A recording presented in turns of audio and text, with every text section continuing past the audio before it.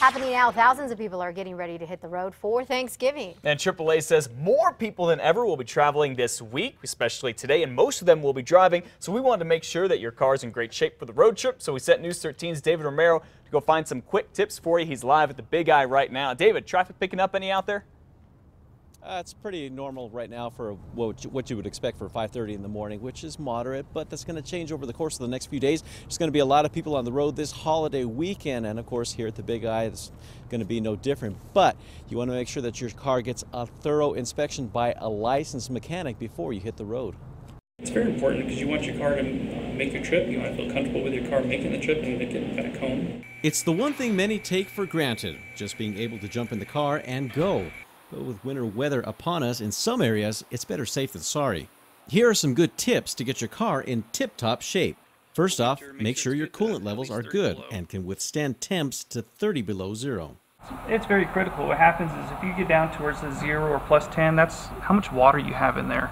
And if you get to where you go to a different state where it's really cold at night and it's going to freeze, your block will actually freeze and possibly even crack because you'll have too much water in there, not enough antifreeze. And it's not going to do you any good to see out of a dirty windshield. Check those fluids as well. If it's not good for 20 below, it will freeze when you spray it on your windshield. The heart of the car, the battery, needs a check also. Make sure it's got plenty of acid in there, and check the date. Make sure it's not too old of a battery. Fan belts are the next thing you want to make sure are running. Make sure there's no cracks. You look on the back side for cracks, along with the front side. If you have more than 10 inches or 10 cracks per inch, that's when the belt needs to be replaced. You also want to make sure you have enough tread on your tires. If you can stick a penny in there and see most of Lincoln's face, it's time to get some new tires. And in addition to checking the tread on the tires, the mechanics also wanted us to pass this information along to you to make sure that those tires have enough tire pressure in them, because an underinflated tire, once it gets going on even on a cold road, can overheat and blow out, and that's something you don't want. Matt, back to you.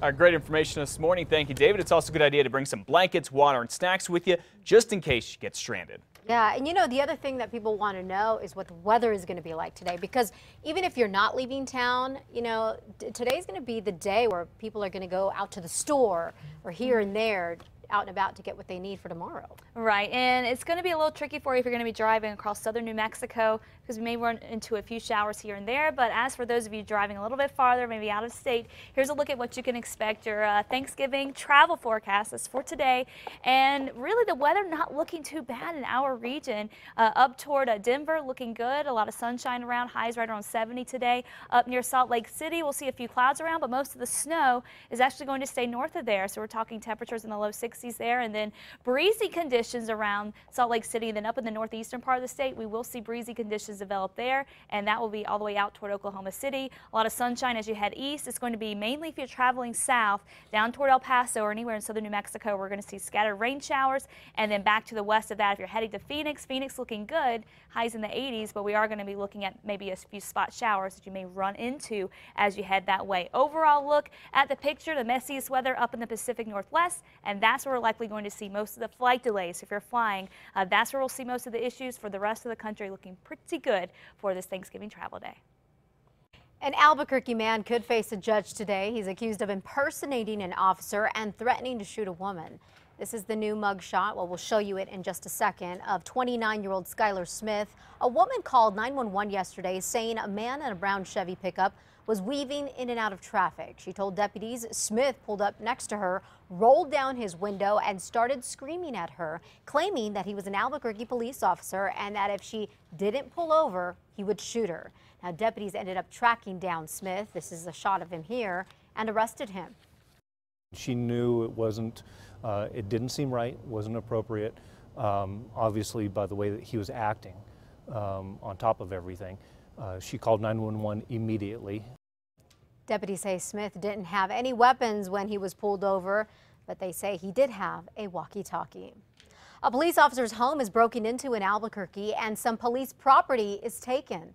The home belonged to an APD officer. Investigators say the house is near Tramway and Lomas and was broken into on Tuesday. They say a police lapel camera, hard drive, and laptop were taken. So far, they have no leads in the case. The former Albuquerque police officer who's accused of paying prostitutes for sex is set to be back in court in just a few hours. Matt Kindle's lawyers and prosecutors are planning to give a judge an update on this case, where investigators say Kindle was caught on camera with a woman he thought was a prostitute last year. This is some of that video. He's charged with bribery, extortion, patronizing a prostitute, and attempted rape.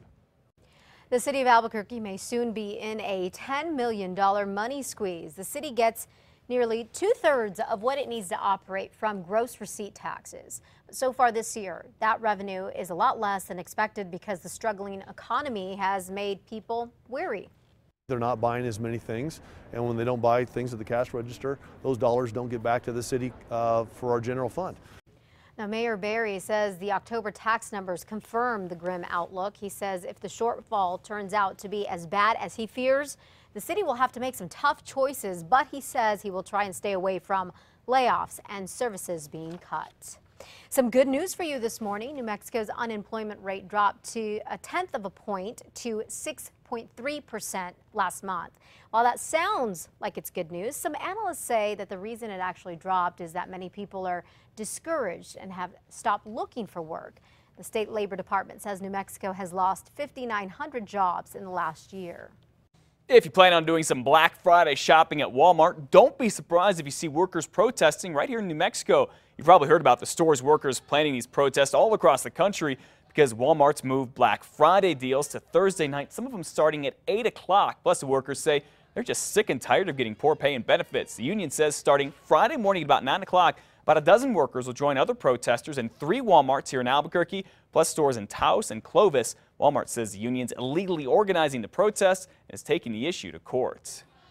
A 65-year-old man is still recovering after accidentally getting shot at an ATV shop here in New Mexico.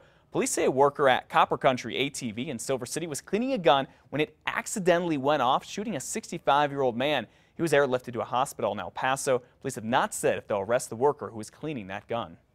Larry Barker investigation has led to a class action lawsuit against a big insurance company and the state.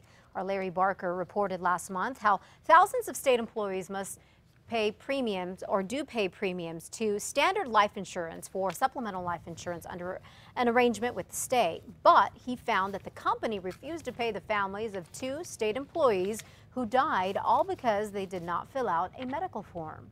Standard didn't mind cashing the checks, but they didn't want to write any checks. And so all we ask that they do is pay that back. Now, the lawsuit is filed on behalf of the 9,000 state employees who purchased the supplemental life insurance. It lists both the company and the state as defendants. Some Albuquerque residents come to the aid of an elderly man who the city says is responsible for cleaning the mess in a dirty alley behind his home. 80-year-old Bob Hole lives next to the alley. He says all the junk was dumped there illegally by other people, but the city ordered him to clean it up, citing an ordinance that says if your property backs up into the alley, you are responsible. Michael Shorter and his mother, who saw our story, went out and picked up couches, mattresses, and other pieces of large junk and hauled it off to the dump.